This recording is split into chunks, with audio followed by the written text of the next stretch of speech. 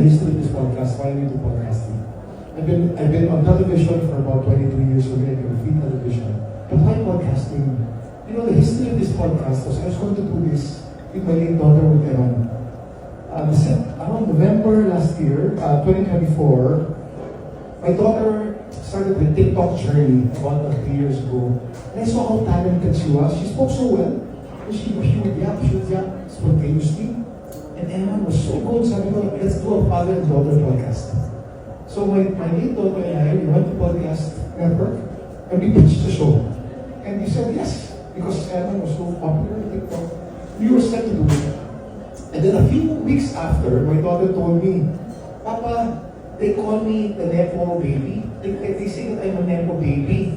If we do a podcast together, then I'll really be a Nepo baby. I'd rather do a podcast on my own.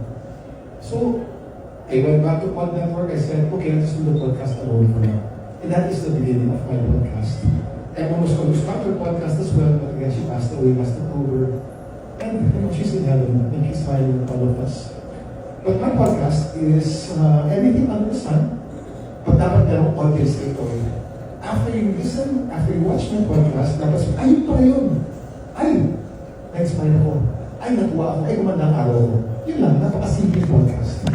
So, I'm quite new to this, and I'm still learning every single day, and I hope to be a better podcaster in the many years to come. May questions? Nice one, Ken. Thank you. Thanks for giving